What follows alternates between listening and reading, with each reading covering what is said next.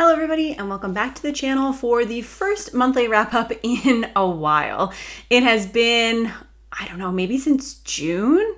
I can't remember if I did a monthly wrap up for July, but I don't think so. So it's definitely been a couple of months since there was a monthly wrap up on the channel. But September is a really good time to jump into this because I had an excellent reading month in September. I finished off a couple of series that I had open and I was really happy to be able to do that. I read across a couple of different genres, found a couple of new favorite books, a couple of new favorite books of the year. So very fruitful reading month in general, and lots of books that I'm very excited to talk about because I haven't had the opportunity to talk about them with a lot of people. Looking through my September reads and just kind of reflecting on the kinds of books that I read in September made me realize that this has been an excellent reading year. I have not read as much quantity-wise in 2023 as I had in 2022, just because I'm doing other things. Like I'm writing more, I'm playing more board games, I am engaged in more activities in a positive way than I was in 2023 or in 2022. My gosh. But the books that I am reading, I'm having an excellent time with. And I don't know if that's because I am being more conscious about picking books from my shelves, books that I have selected for myself, books that I thought that I would like. And so that's just kind of like a natural result of picking those books, is that obviously I am enjoying them more than if I was just picking up, a variety of things that had come out this year, or impulsive, kind of jumping on impulsive buddy reads or things like that. But it has been, like I said, very, very good reading year so far, and I'm excited to talk about my September reads with everybody. The very first one of the month, and I'm just going to read them from my book journal, just in, the order that I have read them for the month. But the very first one that I read for the month was a volume of manga. So this is the manga Blue Flag, and I read volume 5 in September. And I think I started Blue Flag long enough ago that I have talked about it at least a little bit in a monthly wrap up. Blue Flag is essentially a slice of life high school romance manga. It is certainly not the kind of thing that I read very often, but it comes very highly acclaimed. It comes very highly recommended. And so I wanted to pick it up. It is a short run. I think there are 9 volumes in total. So, it's not a long story to have to get through.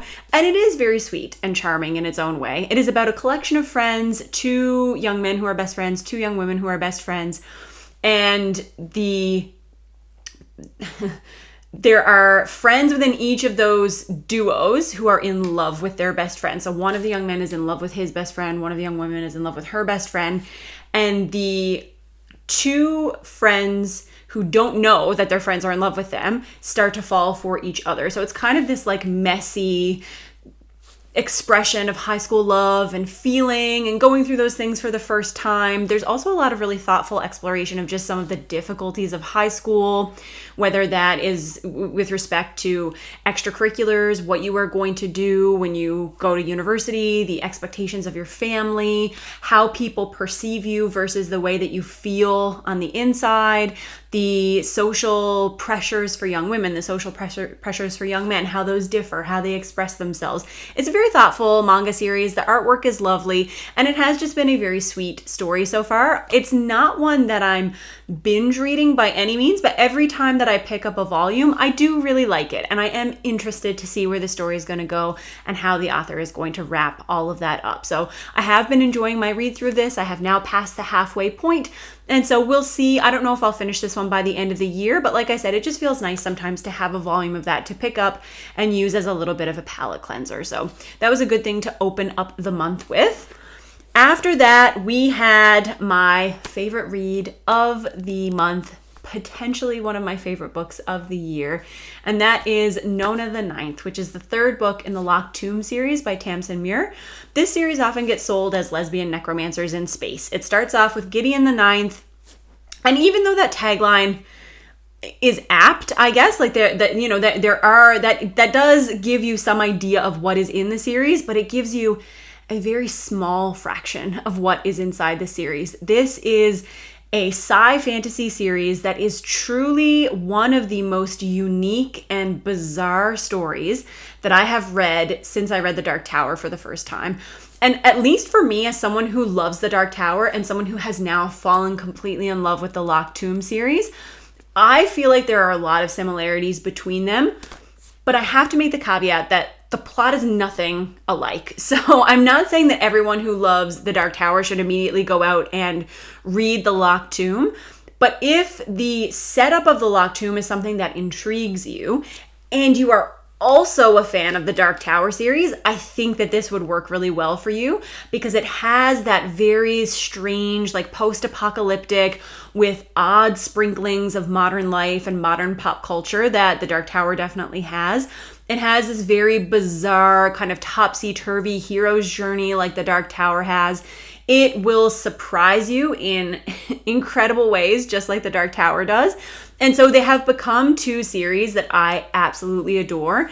The fourth book to the Locked Tomb series is hopefully going to come out next year. And I can honestly say that if Tamsin Muir sticks the landing, like if I enjoy the last book in this series, it will become, I'm going to say like maybe one of my top 3 fantasy series of all time. I love this series. I am finding it difficult to express just how much I am enjoying it, but I am obsessed with it. I talk about it all the time. Kyle from Read by Kyle is like, this book is now becoming your personality, Sarah. And I'm like, you know what? It kind of is. And I'm okay with it. I love it. There are just so many things that I like about it. And hopefully I will be able to gather those thoughts into something semi-coherent and put together a review for at least the first 3 books in the Locked Tomb and just, maybe try to convince people who have been put off by the huge polarity in Goodreads reviews and just the approach to this book. Maybe I can convince a few people that I think might share taste with me that it is worth reading. So we'll see if I can do that sometime over the next few weeks. But Nona the Ninth was excellent. I did it a combination of audio and ebook because the audiobooks are great for the series, and this one was available from the library. And I had it on ebook because there were some times that I wanted to read faster than I wanted to listen. So did a combo for that one. But Moira Quirk narrates this, and it is also one of the best audiobooks that I've ever heard. She was made to narrate this series, and it is phenomenal. It is so, so good. But I will stop about Nona the Ninth because I could talk about it forever, and then this wrap-up video would be like 40 minutes long, which I guess is on brand, but I'm trying to trim that down. So Nona the Ninth, excellent. Loved it. After that, my 3rd and 4th books for the month were volumes of 20th Century Boys. So I read volume 5 and volume 6 of 20th Century Boys, which is a manga series by the same author as the Monster series. So that was a series that I read with Jimmy, discussed with Jimmy and Alan a couple of months ago. And 20th Century Boys, I think I might like even more. I don't know. It's hard to know. I've finished Monster and I haven't finished 20th Century Boys yet. So I guess it's hard to really tell which one you're going to enjoy more. But I really, really loved this one.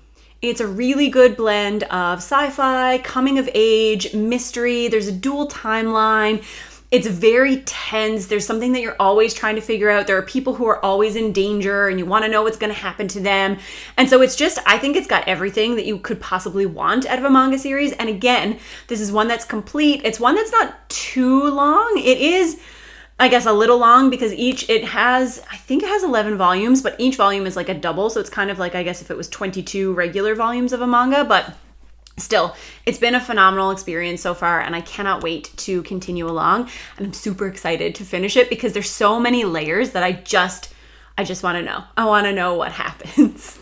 After 20th Century Boys, this is one of the number 5 read was one of the series that I finished. This was He Who Drowned the World by Shelley Parker Chan. This is another one that I did audio plus physical book. So I had, number 1, I thought I had pre-ordered this book because there was this promotion going on by Shelley Parker Chan where if you pre-ordered the book, you had access to a short story that was set in this world. And I was super excited. I thought I pre-ordered it months in advance. Sometimes on the Chapters website, which is where I pre-order my books in Canada, you can, to put in your final order, you have to confirm it and then confirm it a second time. And sometimes I think that I have done both of those things when I have only confirmed it once. And so I end up either not purchasing or not pre-ordering things that I thought I did. And that's what happened with this one. So when it came out, I was just waiting and waiting and waiting for it to get here. And then finally went back through my orders to check. And it turns out that I never pre-ordered it in the beginning. So I was pretty bummed out about that, but I had put in a request for the library, my local library, to get a copy of the audiobook.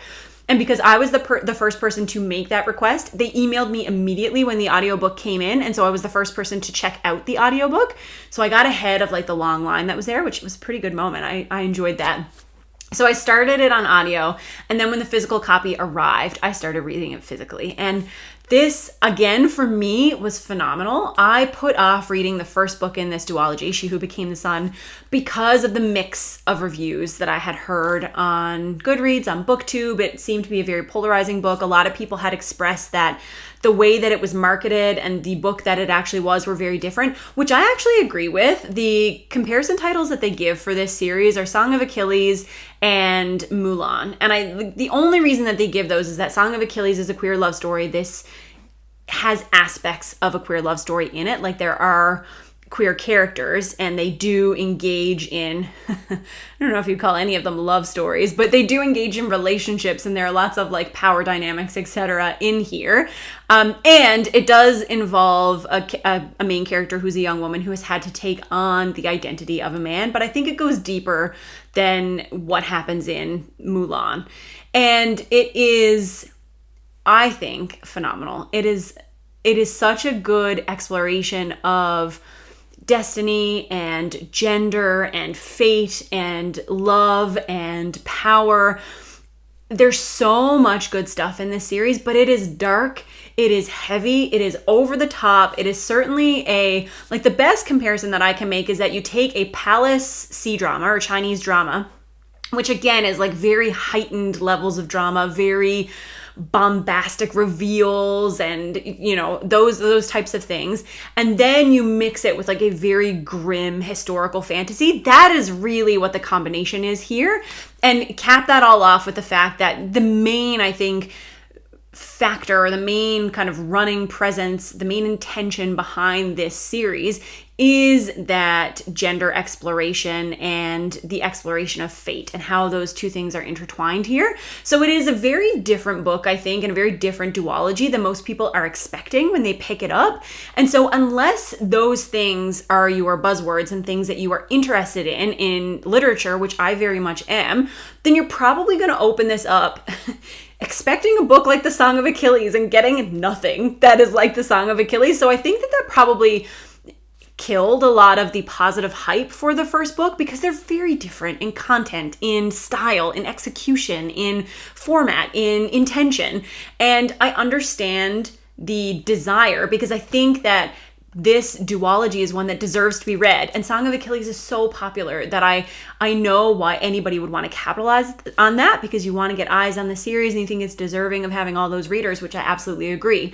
I just don't think it ended up being the best comparison title, just because this story it's so dark. There are so many terrible things that happen, and the people treat each other in terrible ways. But Shelley Parker Chan, I think, has a real gift for delving into those really difficult and toxic relationships and making you feel for people on both sides. I really, really adored this. It did not raise up to the level of favorite series of all time for me, but I gave the first book 5 stars. I gave the second book 4.5 stars. It is a series that I really enjoy, that I would highly recommend if you like any of those things that I talked about. And I was really pleased with the finale. The very end of this series I thought was excellent, brought things full circle. And this is another one that I would really love to discuss in a review. So I am going to try to get my thoughts out and get a review of that series put together as well. But I was very, very happy with the way that this ended, and really pleased that I got to read it so soon after it was released. After that, I went back to some classic fantasy. So this was a buddy read that I had organized with some friends on Discord, and we read the very first book in the Regante series, which is called Sword in the Storm. And I gave this one 4 stars. This was a great book by David Gemmell. I have loved a lot of what I have read by David Gemmell so far. This one, it is not my favorite David Gemmell. That is still the Troy trilogy, specifically the second book in the Troy trilogy is amazing. One of my favorite books of all time. But Sword in the Storm was excellent. I had thought, prior to reading Sword in the Storm, I had read the Arthurian trilogy by Bernard Cornwell. And when I read that, I was like, wow, you can really see where John Gwynne pulled some of his inspiration for his books. Obviously, he's a big fan. I love this. I love seeing the overlap and what clearly influenced him. Then I read Sword in the Storm and I was like, whoa, this is where John Gwynne has pulled a lot of his inspiration. There are so many parallels, not in a bad way. Like, I would not say that this is a Lord of the Rings, Sword of Shannara kind of situation. This is just, you can see how reading this series must have been a formative experience for John Gwynne. And the things that I loved about The Faithful and the Fallen, I also really loved about this series. The Regante series follows the Regante people. So there are a group of people, kind of like a tribal people, that live together. They have a very interconnected lifestyle, a very simple lifestyle. They're a warrior people. And what happens in the first book is that a young man from this tribe goes out into the world to kind of see what lays beyond his shores. And he is caught up in this kind of like mass change, this mass political change that is happening outside the borders of his home. And so his goal is to try to see what is happening in the outside world, bring that information back to his people so that he can build them up and ensure that they stay safe for generations to come. And the main character of this story is very flawed. He is pure of heart. He's courageous. He is caring. He loves his people. He is heroic in many ways. And then he has many faults. And these have very significant consequences in the story.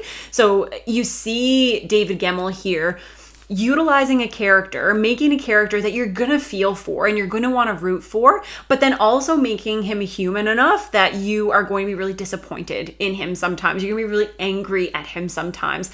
And that's not something that always happens in classic or heroic fantasy. Sometimes you get that super positive portrayal without some of those heroic flaws or those downfalls. And so it was a really good balance here. This has some of Gemmell's trademarks. It's got excellent combat. It's got those big, like, heroic scenes. It also has, there are definitely relationships that come into fruition very quickly, which seems to be a Gemmell staple as well, but it really fits the kind of 80s vibe of this series, so it's not something that ever bothered me. It was a really good opening book. I had a great time reading it. It all came together very well. It put me through like a run of emotions, and I'm excited to continue on with this series. So I'm going to be reading book 2 in November. I don't know if I'll finish Regante up in 2023. I'm going to say probably not, just because I know in the last couple months of the year there's going to be a bunch of things that pop up that I want to read, but I am at least going to read book 2, and I am very much looking forward to reading this quartet. So very happy that I finally got to start the Regante series.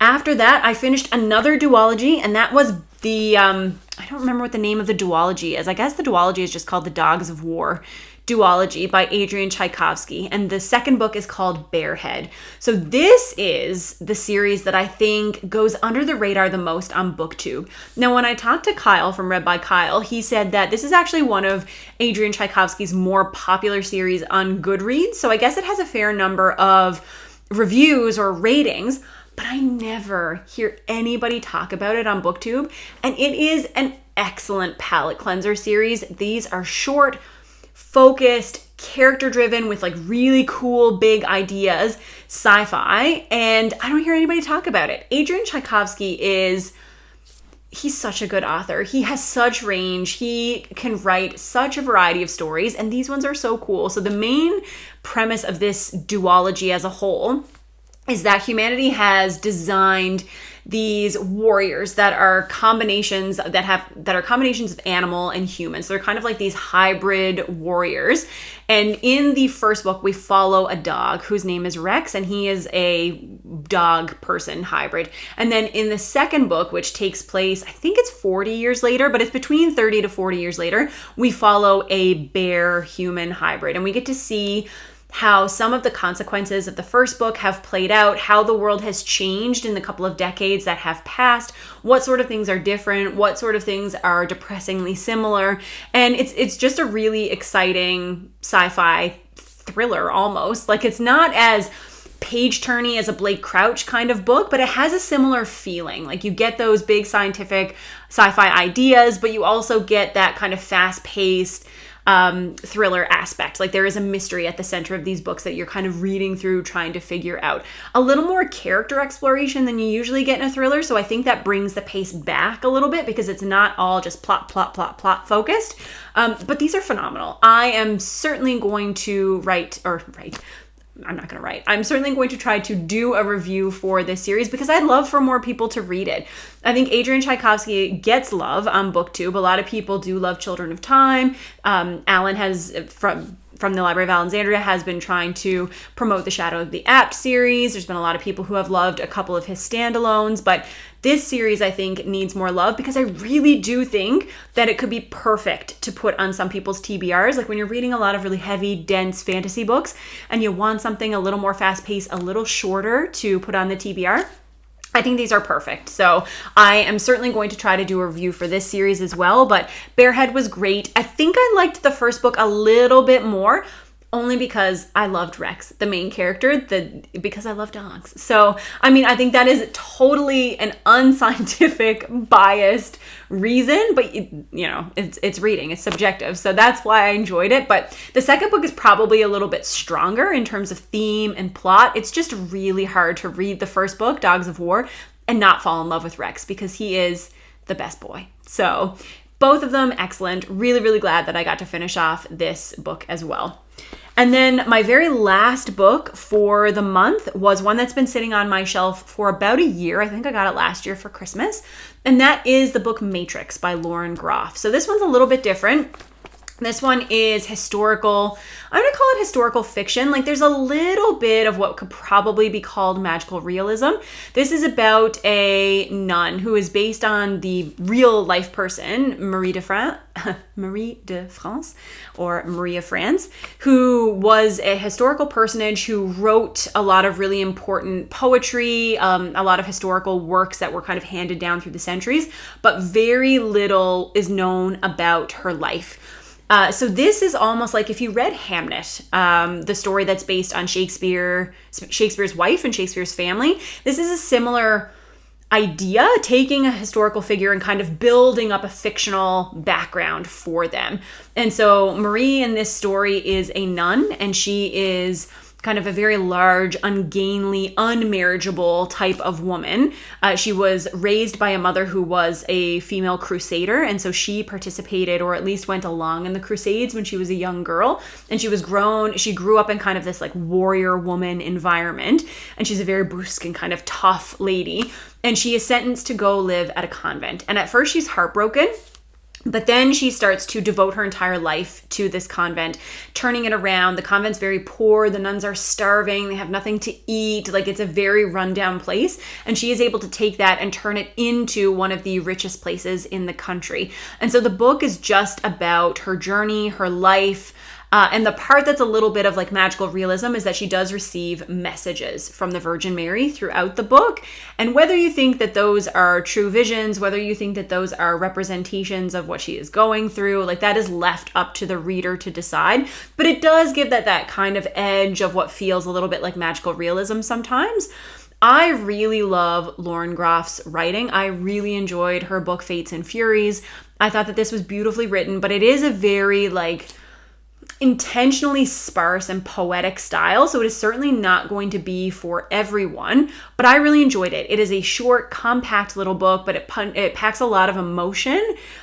I thought that it was really enjoyable. I am glad that I finally got a chance to read it, and it certainly did make me want to read more of Lauren Groff's work. Like I picked it up and thought, I really liked Fates and Furies. I have now really liked this one. I am sure that I will really like whatever this author comes out with in the future. So that was my last book of the month.